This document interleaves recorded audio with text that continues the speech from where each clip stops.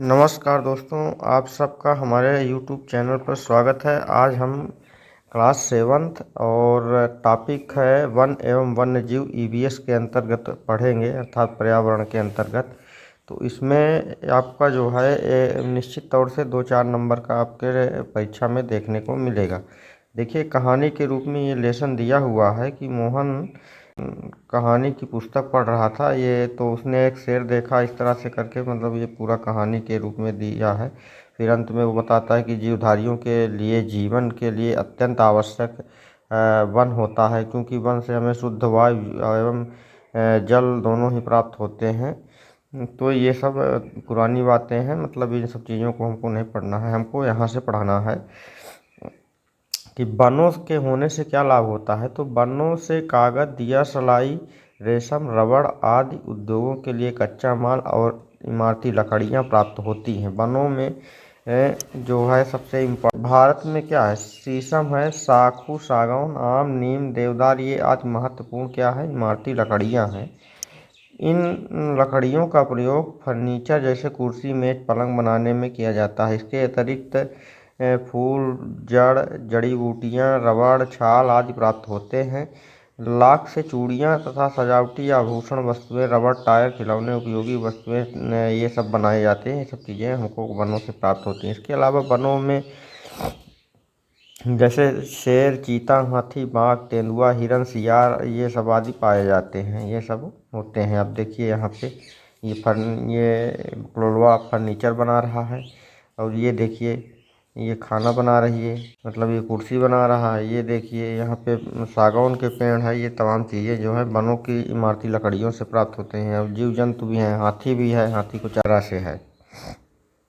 One एवं वन्य जीवों के लिए की सुरक्षा के लिए जो है सरकार के द्वारा कानून बनाए जा रहे हैं, तथा इनका विशिष्ट महत्व के तौर पर इनको जो है प्रोत्साहित भी किया जा रहा है। भारत में विभिन्न स्थानों पर वन्य जीव अभ्यारण्य तथा राष्ट्रीय उद्यान भी स्थापित किए गए हैं। भारत के प्रमुख वन्य जीव अभ्यारण्य एवं राष्ट्रीय उद्यान जो है निम्नलिखित हैं, जैसे पेरियार अभ्यारण्य, ये है इडुक्की केरल में है। चंद्रप्रभा अभ्यारण्य, ये चंदौली जो है उत्तर प्रदेश में लगता है, मिर्ज़ापुर के बगल में चंदौली ज़िला है, तो ये चंदौली उत्तर प्रदेश में है। मानस अभ्यारण्य जो है ये आसाम में है।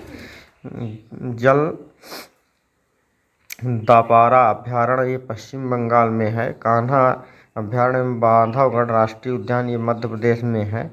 बांदीपुर राष्ट्रीय उद्यान कर्नाटक में है। कॉर्बेट राष्ट्रीय उद्यान उत्तराखंड में है। दुधवा राष्ट्रीय उद्यान, ये जो है लखीमपुर पीलीभीत उत्तर प्रदेश में है। तो गिर राष्ट्रीय उद्यान जो है गुजरात में है।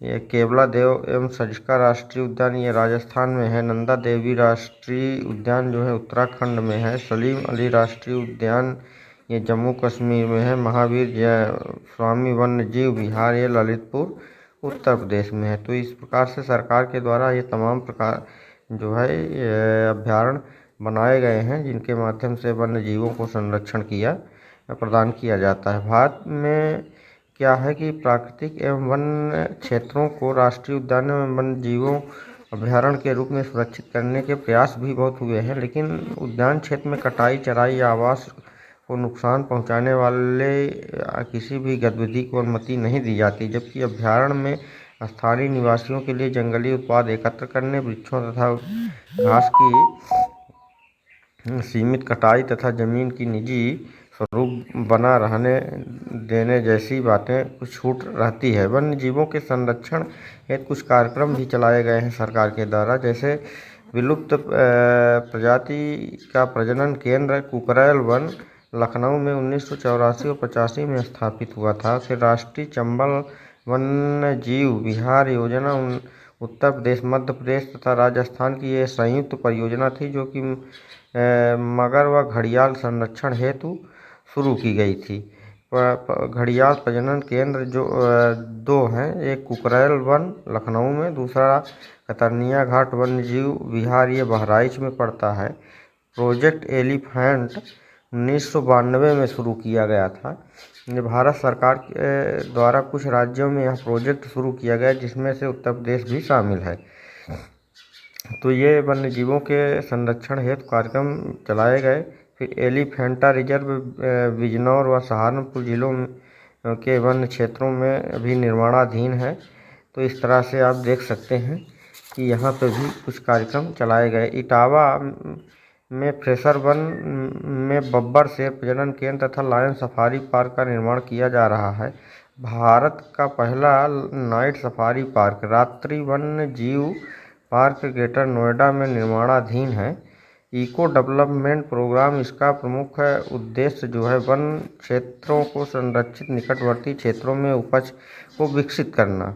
तो इस तरह से बनाया गया है। ऑपरेशन सामाजिक वानिकी योजना के तहत भी सरकार के द्वारा कुछ कार्य किए गए हैं। जैसे ऑपरेशन ग्रीन योजना उत्तर प्रदेश में वृक्षारोपण को प्रोत्साहन एवं संवर्धन के लिए 1 जुलाई 2001 से यह योजना शुरू की गई थी।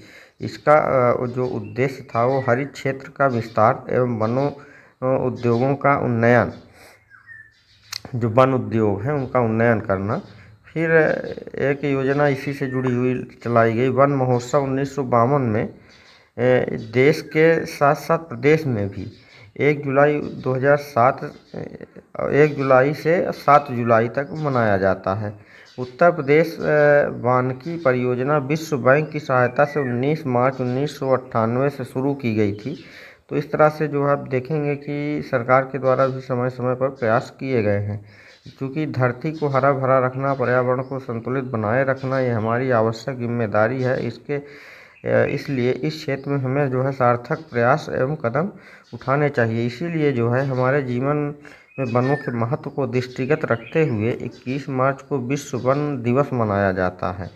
तो ये बहुत ही इम्पॉर्टेंट है। यहाँ से प्रश्न बनता है कि विश्व वन दिवस कब मनाया जाता है, आपसे पूछा जाएगा तो आपको जवाब देना है कि 21 मार्च को विश्व वन दिवस मनाया जाता है। ये अभ्यास प्रश्न है, यहाँ पर आप देख लीजिए और इसको कर लीजिएगा। यहाँ पर अभ्यास प्रश्न है। तो इस प्रकार से यह लेसन समाप्त हुआ। जो लोग चैनल पर नए हैं वो लोग चैनल को सब्सक्राइब कर लेंगे और बेल आइकन भी प्रेस कर देंगे ताकि सभी वीडियो आप तक पहुंच सके। धन्यवाद।